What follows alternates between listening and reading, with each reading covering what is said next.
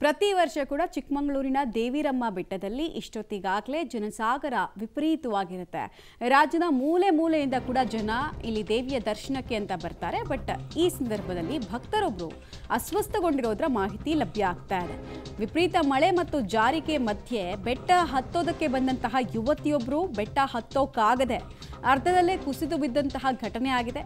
ಯುವತಿಯನ್ನ ಅಗ್ನಿಶಾಮಕ ಸಿಬ್ಬಂದಿ ರಕ್ಷಿಸಿದ್ದಾರೆ. ಸ್ಥಳದಲ್ಲೇ 5 ಆಂಬ್ಯುಲೆನ್ಸ್ಗಳನ್ನು ಕೂಡ ಜಿಲ್ಲಾಡಳಿತ ಸಿದ್ಧತೆ ಮಾಡಿಕೊಂಡಿತ್ತು.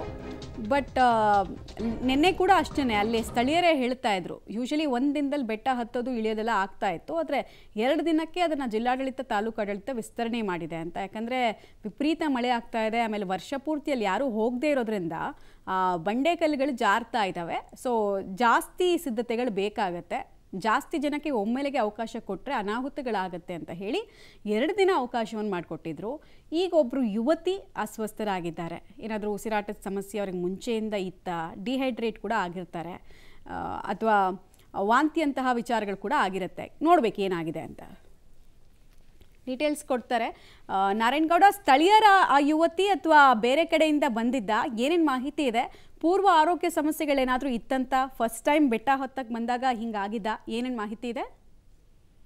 ಇಲ್ಲ ಮಮತಾ, ಅಂತಂದ್ರೆ ಇಷ್ಟು ವರ್ಷಗಳ ಕಾಲ ಏನು ದೀಪಾವಳಿಯ ಅಮಾವಾಸ್ಯೆ ಹಿಂದಿನ ದಿನ ಅಂತಂದ್ರೆ ನಾಳೆ ಅಮಾವಾಸ್ಯೆ ಅಂದ್ರೆ ಇವತ್ತು ರಾತ್ರಿ ಬೆಟ್ಟ ಹತ್ತೋದು, ಭಾನುವಾರ ರಾತ್ರಿ ಬೆಟ್ಟ ಹತ್ತುವಂತ ಒಂದು ವ್ಯವಸ್ಥೆ ಇತ್ತು. ಆದ್ರೆ ಈ ಬಾರಿ ಈ ವರ್ಷ ಪೂರ್ತಿ ಮಳೆ ಸುತ್ತಿರೋದ್ರಿಂದ ಸಾಕಷ್ಟು ಬೆಟ್ಟ ಜಾರ್ತಾ ಇರೋದ್ರಿಂದ ಜಿಲ್ಲಾಡಳಿತ ಮತ್ತೆ ದೇವಸ್ಥಾನದ ಆಡಳಿತ ಸಮಿತಿ ಕೂಡ 2 ದಿನ ಭಕ್ತರು ಬೆಟ್ಟ ಹತ್ತೋಕೆ ಅವಕಾಶ ಮಾಡಿಕೊಟ್ಟಿದ್ದು. ಯಾಕೆಂತಂದ್ರೆ ಒಂದೇ ದಿನ ಅಷ್ಟು, ಯಾಕಂದ್ರೆ ಸುಮಾರು 70 ರಿಂದ 80 ಸಾವಿರ ಜನ ಬೆಟ್ಟ ಹತ್ತೋದ್ರಿಂದ ತುಂಬಾ ಜಾರಿಕೆಯಾಗಿ ಭಕ್ತರಿಗೆ ನಾನಾ ರೀತಿ ಸಮಸ್ಯೆ ಎದುರಾಗುತ್ತೆ ಅನ್ನೋ ನಿಟ್ಟಿನಲ್ಲಿ 2 ದಿನ ಬೆಟ್ಟ ಹತ್ತೋಕೆ ಅವಕಾಶ ಮಾಡಿಕೊಟ್ಟಿದ್ದು. ಆದ್ರೆ ನಿನ್ನೆ ಶನಿವಾರ ರಾತ್ರಿನೇ ಬೆಟ್ಟ ಹತ್ತಿದಂತ ಒಂದು ಏನು ಮಹಿಳೆ ಕೂಡ ಅಂತ ಆಕೆ ಉಪವಾಸ ಇದ್ರು ಅನ್ನೋ ಮಾಹಿತಿ ಕೂಡ ಲಭ್ಯ ಆಗ್ತಿರುವಂತದ್ದು. ಜೊತೆಗೆ ಆಕೆ ಬೇಲೂರು ತಾಲೂಕಿನವರು ಅನ್ನೋ ಒಂದು ಮಾಹಿತಿ ಕೂಡ ಈಗ ಸಿಕ್ಕಿರುವಂತದ್ದು. ಆದ್ರೆ ಫಸ್ಟ್ ಟೈಮ್ ಬೆಟ್ಟ ಹತ್ತಿರೋದ್ರಿಂದ ಉಪವಾಸ ಇದ್ದಿದ್ದರಿಂದ ಸಾಕಷ್ಟು ಜಾರಿಕೆ ಇದ್ದಿಂದ ಆಕೆಗೆ ಬೆಟ್ಟ ಹತ್ತಕ್ಕೆ ಸಾಧ್ಯ ಆಗಿಲ್ಲ. ಹಾಗಾಗಿ ಅರ್ಧ ಬೆಟ್ಟ ಹತ್ತುತ್ತಿದ್ದಂಗೆ ಅವರು ಅಲ್ಲೇ ಕುಸ್ತಿ ಬಿದ್ದಿರುವಂತದ್ದು, ಮತ್ತೆ ಮೇಲೆ ಹತ್ತಕ್ಕೂ ಕೂಡ ಆಕೆಗೆ ಸಾಧ್ಯ ಆಗಿಲ್ಲ. ಆ ಹಿನ್ನೆಲೆಯಲ್ಲಿ ಈಗ ಅಗ್ನಿಶಾಮಕ ಸಿಬ್ಬಂದಿಗಳು ಅಲ್ಲಿಂದಾನೇ ಆಕೆಯನ್ನ ಸ್ಟ್ರೆಚರ್ ಮೇಲೆ ಕರ್ಕೊಂಡ್ ಬಂದಿರುವಂತದ್ದು, ಮತ್ತೆ ಕಾಲು ಕೂಡ ಆಕೆ ಉಳ್ಸ್ಕೊಂಡಿರುವಂತದ್ದು. ಅಂದ್ರೆ ಅಲ್ಲಿ ಒಂದ್ ಹೆಜ್ಜೆ ಇಟ್ರೆ ಇನ್ನೊಂದ್ ಹೆಜ್ಜೆ ಇಡಕ್ಕೆ ಆಗದಂತ ಪರಿಸ್ಥಿತಿ ನಿರ್ಮಾಣ ಆಗಿರುವಂತದ್ದು. ಅಷ್ಟು ಮಳೆ ಮತ್ತು ಅಷ್ಟು ಜಾರಿಕೆ ಇರುವಂತದ್ದು. ಹಾಗಾಗಿ